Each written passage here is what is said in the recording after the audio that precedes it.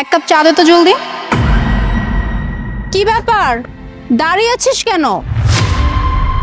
ও নিজে যে ব্লেজার পরে আছিস কি ভাবছিস? হ্যাঁ, ব্লেজার পরছিস বিধায় কি আমি তোকে বলবো যে না স্যার আপনি কেন চা দিবেন? শোন, যতই এখানে নাটক করে সংসারে থাকিস না কেন, তোর পরিচয় একটা চাওয়ালা, ঠিক আছে?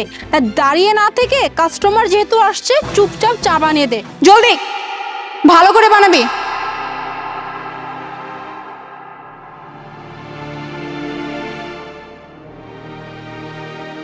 আপু, আপনার চা।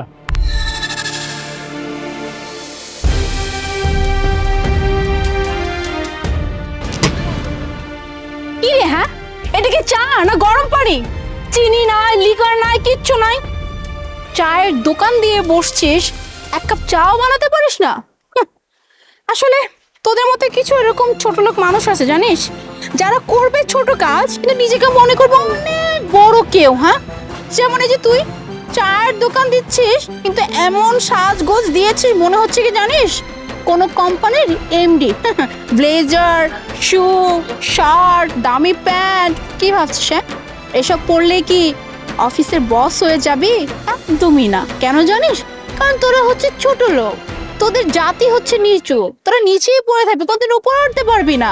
এই যে আমাকে দেখ, আমি আমি অনেক শিক্ষিত পরিবারের একটা মেয়ে, শুধু তাই না, আমি না আজকে একটা ইন্টারভিউ দিতে যাচ্ছি জানিস, কত বড় একটা কোম্পানি, মাল্টি ন্যাশনাল কোম্পানি। আর আমার মধ্যে সে ওভার কনফিডেন্ট আছে, ইন্টারভিউ দেওয়া মাত্রই আমার চাকরিটাও হয়ে যাবে, একটা হ্যান্ডসাম স্যালারি আমার হবে, বুঝলি? আর তুই কি না সামান্য চাওয়ালা হয়ে এরকম দামি শার্ট প্যান্ট পরে চা বিক্রি করতেছিস, যাতে করে সেলফ স্যাটিসফ্যাকশন বলে যে একটা কথা আছে। ও সরি, তুই তো আবার ইংলিশ বুঝবি না, আমি তোকে বাংলা ট্রান্সলেট করছি। মানে ওই যে আত্মতৃপ্তি, মানে তুই যে শার্ট প্যান্ট ব্লেজার পরে আছিস নিজেকে ওই ফিল দিচ্ছিস, হ্যাঁ আমি তো অফিসের বস, বাট তুই নিতান্তই একটা চাওয়ালা। ঠিক মতো চা বানাতে পারিস না, আবার চায়ের দোকানদারি করছিস, তাও এই যে ব্লেজার স্যুট এসব পরে, ফকিনি জানি কোথাকার। আপু, এটা শুনে বেশ খুশি হলাম যে আপনি বড় একটা কোম্পানিতে জবের ইন্টারভিউ দেওয়ার জন্য যাচ্ছেন। আবার এটাও শুনে ভালো লাগছে যে আপনি অনেক ভালো ফ্যামিলি থেকে বিলং করেন, কিন্তু আপনার ব্যবহার এমন কেন? হ্যাঁ, আমি মানছি যে আপনি ভালো ফ্যামিলি থেকে বিলং করেন, কিন্তু তার মানে এইটা না যে আপনি গরিবদেরকে ছোট করে দেখবেন। আফটার অল গরিবরাও কিন্তু মানুষ। আচ্ছা, একটা কথা বলেন তো আমাকে, যারা রাস্তাঘাটে চায়ের দোকানে চা বিক্রি করে, যারা রিক্সা চালায়, যারা ঝালমুড়ি বিক্রি করে, তারা কি মানুষ না? তারাও তো মানুষ। হাই সোসাইটির মানুষরা পেট চালানোর জন্য কেউ জব করে, কেউ বড় বড় বিজনেস করে। আর এই গরিব মানুষদের তো এত বেশি টাকা নেই যে তারা বিজনেস করবে বড় বড় জায়গায়, তাই তারা রাস্তার ধারে ব্যবসা করে। তাই বলে আপনি এদেরকে মানুষ বলে গণ্য করবেন না, এমন তো হতে পারে না। যারা চা বিক্রি করে তারাও মানুষ, যারা অফিসে বসে 9টা to 5টা জব করে তারাও মানুষ। তাছাড়া আপনাকে দেখে মনে হচ্ছে আপনি অনেক শিক্ষিত ফ্যামিলির একটা মেয়ে। আপনার কি মনে হয় না যে সবাইকে সমান চোখে দেখা উচিত? কারণ আমাদের সবাইকে তো ওই ওপরওয়ালাই সৃষ্টি করেছেন, নাকি? এক্সকিউজ মি, কি রে, হ্যাঁ আমাকে জ্ঞান দিচ্ছিস? হ্যাঁ, মানে আমার ব্যবহার ঠিক বা বেঠিক এটা তোর কাছ থেকে শিখতে হবে? তোর কোনো আইডিয়াও নাই আমার ব্যবহার সম্পর্কে, ঠিক আছে? তোর কপাল ভালো যে আমি এখনো মুখ দিয়ে কথা বলতেছি, আমার এই হাতটা চালাচ্ছি না, ঠিক আছে? আমার হাতটা যদি উঠে যায় না, তাহলে তোর এই গালটা না একদম লাল হয়ে যাবে। আসছে আমার ব্যবহার শেখাই, তার তুই কি বললি? হ্যাঁ, এই যে যারা এসব কাজ করে তারাও মানুষ, যারা অফিসে কাজ করে তারাও মানুষ? নো, যারা এসব জায়গায় কাজ করে, যারা রাস্তাঘাটে ছোট দোকানদারি করে, ওরা মানুষ না, ঠিক আছে? ওদের কোনো লেভেল নাই। লেভেল কাদের আছে জানিস? এই যে আমার মতো মানুষের, যারা কিনা বড় বড় অফিসে জব করে, ঠিক আছে? আর তুই আসছিস আমাকে ব্যবহার শিখাতে? শোন, তোর লেভেল নিচেই থাকবে। আর হ্যাঁ, তোদের মতো মানুষেরা চাইলেও কোনো উপর উঠতে পারবে না, সারা জীবন শুধু স্বপ্নই দেখে যাবি আর এরকম সংসেজেই দাঁড়ায় থাকবি, জীবনে অফিসের বস হতে পারবি না। এই চার দোকানদারি করতে হবে, ফালতু জানি কোথাকার। এই, এখান থেকে চায়ের দাম রাখ 10 টাকা ধর। আপু, আমার কাছে খুচরা নেই, আপনি 10 টাকা খুচরা দেন। সামান্য 100 টাকা তোর কাছে ভাঙতে নেই? এই, তুই কি এখানে নাটক করতেছিস? হ্যাঁ, নাকি কোনো জায়গায় ক্যামেরা ফিট করা আছে? একই তো এরকম ব্লেজার পরে আছিস অফিসের বস সেজে, আবার 100 টাকা ভাঙতিও নাই তোর কাছে, সামান্য 10 টাকা রাখতে পারবি না? আই, টাকা ব্যাগ দে, ব্যাগ দে। শোন, এমনি তো তুই আমাকে যে গরম পানি চা খাওয়াইছিস, না চিনি না লিগার, শোন এই চায়ের বিল না এমনি তো হয় না, আমি তোকে এই চায়ের কোনো টাকাই দেবো না, ঠিক আছে? কি ব্যাপার, আপনি চায়ের টাকা না দিয়ে চলে কেন যাচ্ছেন? চায়ের টাকাটা দিয়ে যান। এটা আমার ইচ্ছা, আমি চা খাইছি, আমার চা পছন্দ নেই, তাই আমি তোকে চায়ের বিল দিব না। আমি তোকে দিয়েছিলাম, তুই রাখতে পারিস, এটা তোর ফল্ট, আমার ফল্ট না। সো আর কথা বলিস না, দাঁড়িয়ে দাঁড়িয়ে চা বিক্রি কর। এই, আপু,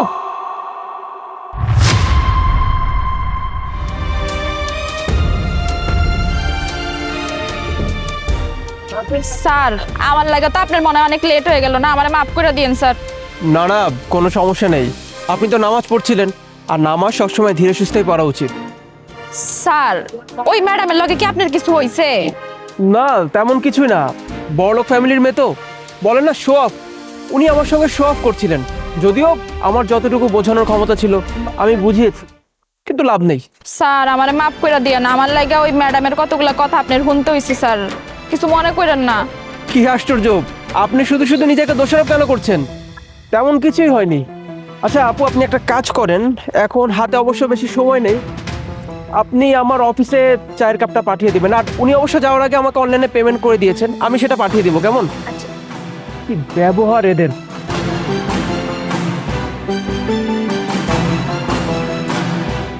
আরে আরে স্যার, আচ্ছা আমি তখন সালে যামই, তখন স্যারের দিয়া দিম ওইটা, নাগে দিয়াই আইগা। স্যার আমি চলে আসছি। তুই এই তুই এখানে কি করিস? হ্যাঁ, তুই চাওয়ালা হয়ে তুই এখানে বসের চেয়ারে কি করতেছিস? আমার অফিসে বসের চেয়ারে তো আমিই বসে থাকবো, তাই না? তাই না, তুই এখানকার বস, মানে ওখানে তো সং সেজে দাঁড়িয়েছিলি, এখানে আবার কোন সঙ্গের নাটক চলতেছে শুনি? হ্যাঁ, ফজিল জানি কোথাকার, ওখানে আমাকে জ্বালাইছি, এখন আবার জ্বালাইতে আসছিস, তাই না? মানেটা খুব সিম্পল, আমি কোনো চাওয়ালা না। ওই যে আপনি তখন আমাকে বললেন না, কোনো একটা বড় কোম্পানিতে আপনি ইন্টারভিউ দেওয়ার জন্য যাবেন, সেই বড় কোম্পানিটাই হচ্ছে এই কোম্পানি। আর আমার কপালটা কি পরিমাণ খারাপ যে আপনার মতো একজন মানুষের ইন্টারভিউ এখন আমাকে নিতে হবে। আমার তো দায় ঠেকা পড়ে তোর মতো একটা চাওয়ালার কাছে আমি ইন্টারভিউ দিতে যাবো। স্যার স্যার আপনার মোবাইলটা ফালা রেখেছিলেন। ও আচ্ছা, আমার মোবাইল তাহলে তোমার কাছে ছিল, আমি আসলে খেয়াল করি নাই। হ স্যার, আপনি তো ভুল করে রেখা চলে আইছেন, তাই দিতে আইলাম। আচ্ছা একটা কথা বলো তো, তুমি তো চাইলে আমার মোবাইলটা আমাকে ফেরত না দিলেও পারতে। আইফোন বলে কথা, এটা বিক্রি করলে তো অন্তত 1 লাখ টাকা তুমি পেতে, সেই টাকা দিয়ে তোমার সারা মাসের হাত খরচ চলে যেত। তাহলে এই ফোনটা আমাকে ফেরত দিলে কেন? স্যার আপনি এসব কি কইতাছেন? আপনার মোবাইল আমি কি লেগে বিক্রি করবো? আপনার মোবাইলে কত জরুরি কাগজপত্রের ছবি থাকতে পারে, এটা আমি বুঝি, আপনি কত বড় একজন অফিসার। আর স্যার তাছাড়া আমি না হালাল ভাবে ইনকাম করে খাইতে চাই, এসব হারাম টাকা আমার দরকার নেই। যাক, তোমার কথা শুনে মনে হলো যে তুমি চায়ের দোকানে চা বিক্রি করো, এরপরও তোমার মাঝে ঈমান আছে। কিন্তু তুমি কি একটা ব্যাপার খেয়াল করেছো বা জানো, আমাদের সমাজে সো কল্ড এমন অনেক বড় লোকের ছেলেমেয়েরা থাকে যারা কিনা কাগজে কলমে শিক্ষিত হয়েছে, কিন্তু বিবেক বুদ্ধিমত্তার দিক থেকে মোটেও শিক্ষিত হতে পারেনি। তারা মানুষকে মানুষ বলে গণ্য করে না, তারা মানুষকে গণ্য করে মানুষের টাকা পয়সা দেখে। আর কোনো মানুষ যদি রাস্তা ধারে চা বিক্রি করে কিংবা ছোটোখাটো কোনো ব্যবসা করে, তাদেরকে তো তারা মানুষের পর্যায়ে ফেলেই না। আবার তাদের মধ্যে কেউ কেউ আছে যারা কিনা চায়ের দোকানে সামান্য 10 টাকা বিল পর্যন্ত দেয় না, অনেক কথা শোনায় চায়ের দোকানদারকে, তাই না?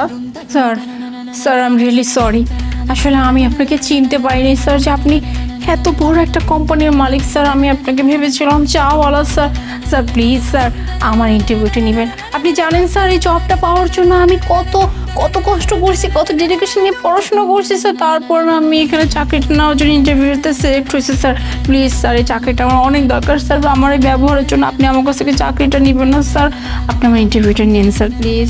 রহিমা, তোমাকে তখন বলেছিলাম না যে একটা ম্যাডামের কথা, বড় লোকের অহংকারী ম্যাডাম আমাকে অনেকগুলো কথা শুনিয়েছিল। এই হচ্ছে সেই ম্যাডাম যে সামান্য চায়ের 10 টাকা বিল আমাকে দিতে পারেনি, বরং আমাকে বিভিন্ন উল্টাপাল্টা কথা শুনিয়েছিল। অথচ এখন দেখো তার কথা বলার স্টাইল দেখেছো, কত নম্র ভদ্রভাবে সে আমার সঙ্গে কথা বলছে। তো বলি ম্যাডাম, আপনার এই ভদ্র আচরণ কিছুক্ষণ আগে কোথায় ছিল?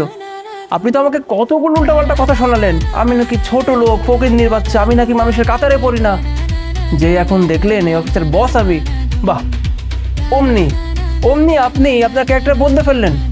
তাহলে আপনার মাঝে আর সাধারণ মানুষের মাঝে তফাৎ কি থাকলো? আপনি তো শিক্ষিত, যাদেরকে আপনি অশিক্ষিত বলেন, যাদেরকে আপনি মূর্খ বলেন, তাহলে এখন তো দেখছি আপনার থেকে তারাই ভালো। স্যার প্লিজ আমাকে একটাবার সুযোগ দিয়ে। মানে আমার কি খেয়ে দেওয়ার কোনো কাজ নেই? আপনার মতো এমন একজন মানুষ যে কিনা মানুষকে সম্মানই করতে জানে না, মানুষ ভেবে শ্রদ্ধাই করতে জানে না, তার ইন্টারভিউ নিব আমি? অসম্ভব।